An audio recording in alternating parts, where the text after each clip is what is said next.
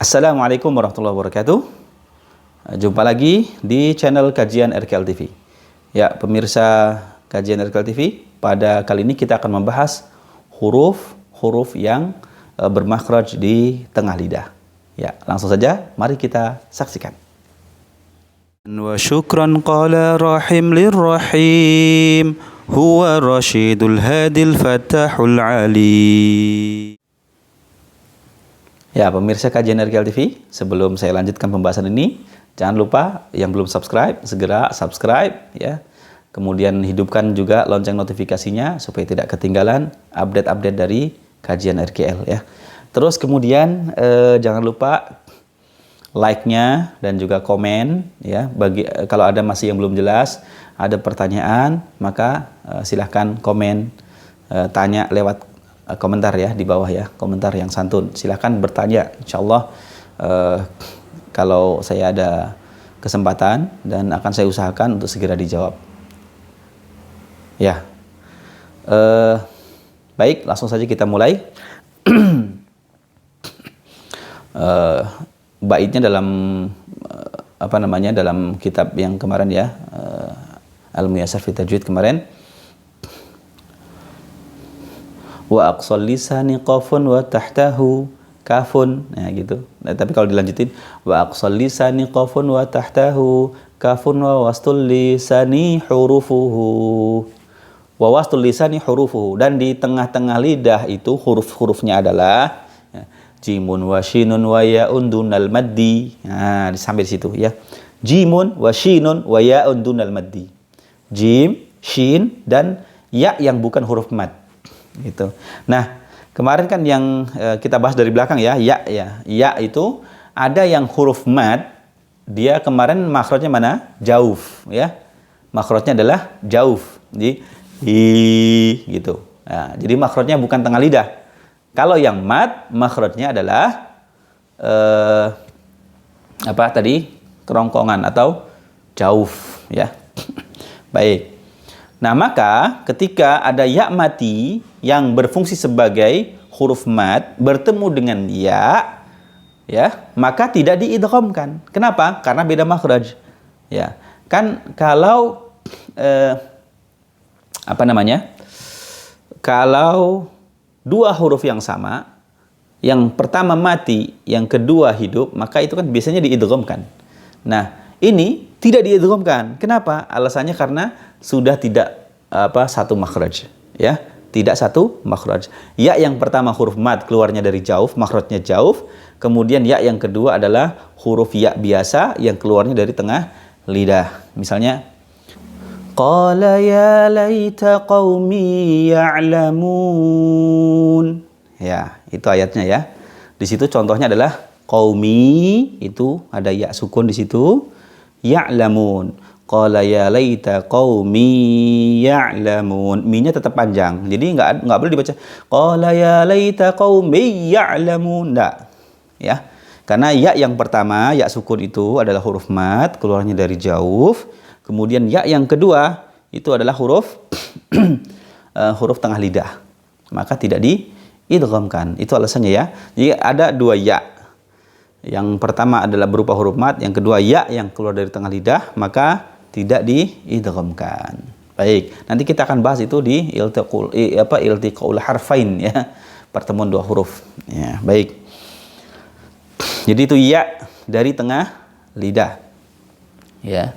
Jadi tengah lidah naik ke langit-langit ya. Maka perhatikan caranya, ini sama kayak y ya. Y mirip lah ya. Mirip ya, saya bilang mirip tadi nggak sama ya, mirip. Ya yi yu bai. Ya yi yu bai. Ingat, perhatikan. Ya yi yu bai. Tengah lidahnya diangkat naik ke langit-langit. Yu yani yaina minal muini mayi ya. Oke. Sekali lagi ya. Ya yi yu bai. Coba ikuti.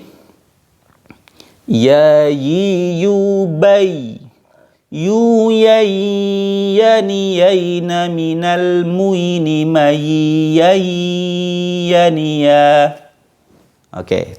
Jadi ya ini termasuk huruf idgham bi gunnah. Ya, setiap ada gunnah tahan 3 hitungan, ya. Duh, di kitab tajwid itu 2 harokat loh Ustaz. Iya. Setiap kitab tajwid kebanyakan ya mengatakan 2 harokat. Tetapi yang perlu diingat ya, sobat urip sekalian, sobat kajian RKL TV, yang perlu diingat adalah panjang 2 harokatnya gunnah itu lebih panjang sedikit daripada mad tabi'i. Makanya kalau saya ngitungin biasanya 3. Yuyayyaniyayna. Dan ingat ini idgham bi gunnah dengan gunnah. Gunnah itu asalnya dari hidung ya. Maka ketika membaca nun ya, nun masuk ke ya, terus kemudian dimunculkan gunnah di hidung. Nah, bagaimana caranya? Bagaimana cara membedakannya? Gampang, pites aja hidungnya gitu. Jadi jangan sampai begini bunyi. Kalau bunyi begini masih salah ya, perhatikan. Yuyayyaniyayna midal. Iya. Yuyayyaniyayna. Itu berarti cuma di lidah. Nah, idgham bi gunnah itu harus di sini. Dia kalau dipitas hidungnya menjadi bindeng. Yuyayyaniyayna. Nah, beda kan? Yuyay. Salah. Gitu. Harus masuk ke hidung, ya. Gitu. Jadi membaca idgham bi gunnah itu ketika membaca nun mati masuk ke huruf berikutnya idgham, terus kemudian gunnah. Gunnah itu cara bedakannya dengan yang tidak gunnah gampang. Pencet saja hidungnya. Kalau hidungnya sudah suaranya menjadi bindeng ini, bindeng, maka itu sudah masuk ke gunnah, gitu ya. Jadi ada yang pakai metode persen-persenan, itu bingung, orang bingung ya. Itu berapa persen, harus sekian persen masuk hidung, gimana sih persen-persenannya, persentasenya, jadi membingungkan. Udah praktek aja, pencet hidungnya, kalau bindeng maka berarti sudah benar, itu gunnah. Gitu ya. Baik, itu huruf ya. Kemudian masuk ke huruf yang berikutnya, yaitu shin. Ya, ingat ya, bukan shin gitu, bibirnya kayak Donald Bebek gitu, shin. Nah, ini terlalu over ya, terlalu berlebihan. Ya, Ustadz, saya bisa cuma begitu. Jadi bagaimana tuh? Salah kata rada. Ya, salah tapi salah ringan. Ya. Yang baca shin, a'udzu billahi minasyaiton. Kayak begitu itu salahnya salah ringan ya. Salahnya khafi. Itu enggak masalah. Tapi tetap harus belajar supaya bisa menghilangkan kesalahan walaupun khafi, gitu ya. Terus belajar insyaallah bisa kok. Ya. A'udzu billahi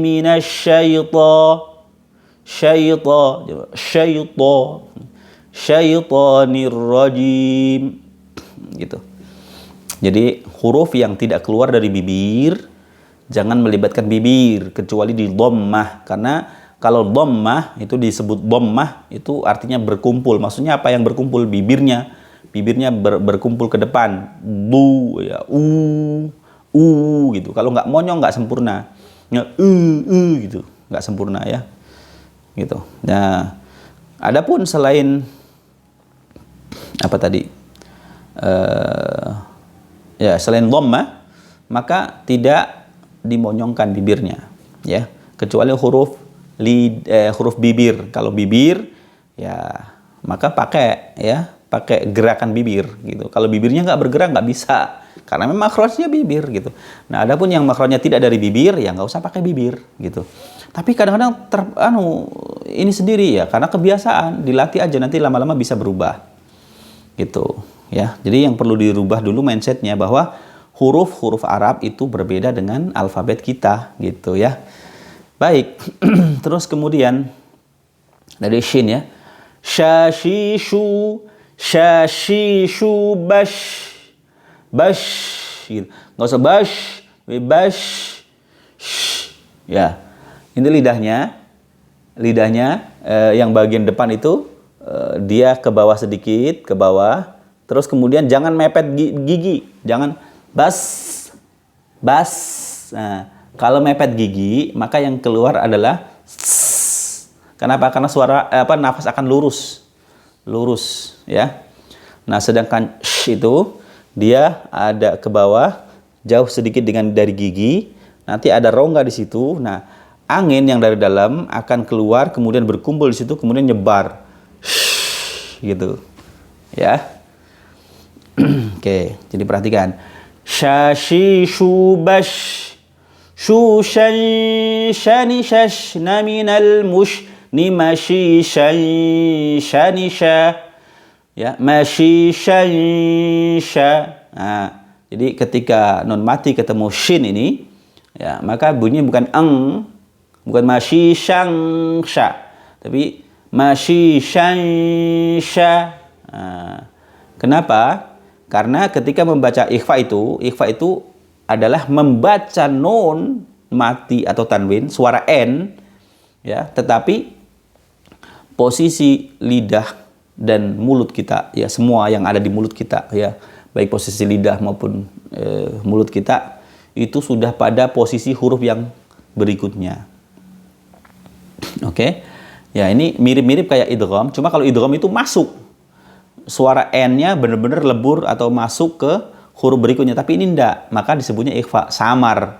Jadi huruf suara n-nya itu menjadi samar gara-gara posisi mulut kita sudah di posisi huruf berikutnya, gitu. Mashi shani sha, gitu. Jadi bukan mashi shang sha baru cari-cari makronya shin, gitu ya. Nah, ini keliru. Baik, jadi begitu. Perhatikan bahwa cara melafalkan shin bukan shin, gitu ya.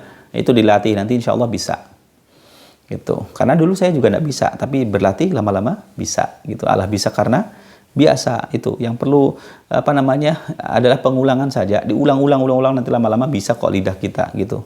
Kalau baru pertama kali susah, gimana sih, gitu ya. Apalagi yang biasanya soy, a'udzubillahi minasyaitonirrajim, gitu. Yang biasa baca soy, ya. Padahal bukan sod, tapi dibaca soy. Ya, kenapa soy? Ya itu tadi salah, ya, salah kaprah. Terus nggak ada yang benerin, kasihan. Nah itu. Nah kalau dibenerin, ya, belajar, nanti lama-lama bisa, gitu. Intinya butuh waktu, ya, butuh proses. Nggak langsung simsalabim langsung bisa, enggak. Gitu. Karena saya bisa sampai saat ini kayak begini juga karena belajar, gitu. Seandainya yang pemirsa yang lagi belajar dulu, yang dulu belajar dari saya, ya mungkin saya belajar ke pemirsa sekalian, gitu ya. Baik, ini adalah karena siapa yang duluan belajar dan seberapa sering melatih lidahnya, gitu ya. Jadi insya Allah bisa kok dilatih. Tidak ada kata lidah sudah kaku, nggak bisa lagi, nggak. Itu karena malas saja, alasan begitu karena orang malas, ya, gitu. Susah banget sih belajar sama Ustadz, belajar sama yang lain aja kok dipermudah kok, gitu. Ya, kalau Anda belajarnya kepada orang yang tidak yang autodidak misalnya, nggak punya guru, ya, nggak punya guru bener-bener yang membimbing pelafalan huruf dan sebagainya, ya iya, itu ya dia sebisanya aja, gitu. Akhirnya ngajarin ke Anda ya sebisanya aja, gitu. Ya udahlah, kamu bisanya gitu-gitu aja, gitu. Kalau saya enggak, karena saya dituntut sama guru saya itu, kalau nggak bisa ya udah nggak boleh lanjut dulu. Maka ya saya ke siswa juga begitu, ke santri begitu juga. Kalau belum bisa nggak lanjut, ya. Sampai benar-benar bisa. Ininya dilatih terus, nanti lama-lama bisa, gitu, ya. Jadi itu yang perlu dipahami. Oke, kemudian masuk ke huruf yang berikutnya, jim. Nah, jim itu beda dengan J, ya. Kalau huruf J itu pakai ujung lidah tuh, J, ya kan? Nah, angin keluar mau J, terserah, ya. Nah, sementara huruf jim itu dari tengah lidah, jim. Angin tidak keluar, ya. Angin, nafas tidak didorong keluar, bukan jim. Angin tidak didorong keluar. Jim, nirrajim, jim, jajiju baje. Ya. Jajiju baje. Jujan jani jajna minal mujni majijan janija gitu.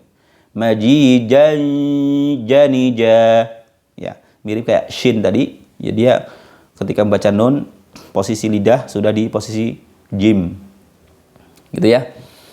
Ya, silakan nanti diulang-ulang terus supaya lebih paham. Oke, sekali lagi saya ini ulang. Jajiju baje. Nah, dia huruf qalqalah baje, maka dia mantul. Baje, baje. Jangan baje. Nggak boleh ada huruf, nggak boleh ada harakat itu nggak ada. Jadi, baje itu jim mantul, baje. Jadi lisan mantul ke ke makhraj. Baje gitu. Baje, baje, baje, baje. Ya, jadi bukan baje, baje gitu, bukan. Baje. Jajiju baje. Jujan jani jajna minal mujni majijan janija gitu. Jadi jangan majijan janija. Salah kalau pakai ujung lidah ya, itu beda makhraj. Ini pakai tengah lidah. Jadi kalau pakai ujung lidah jadi j, jajiju baje, jajiju baje kayak gitu itu dari ujung lidah. Ini dari tengah lidah, jajiju baje. Nah, kalau dari pangkal jadi gagigu bage gitu. Ya. Jadi perhatikan, yang benar pakai tengah lidah, bukan ujung lidah, bukan pangkal lidah. Oke? Ya. Saya kira cukup untuk pertemuan kali ini ya. 3 huruf tadi yang keluar dari tengah lidah. Jim, shin, dan ya. Jim, shin, dan ya. Keluarnya dari tengah lidah. Silahkan dipraktekkan terus, diulang-ulang sampai bisa melafalkan dengan benar. Baik, kita tutup dengan kafaratul majlis. Subhanakallahumma bihamdika asyhadu an la ilaha illa anta astaghfiruka wa atubu ilaik. Assalamualaikum warahmatullahi wabarakatuh.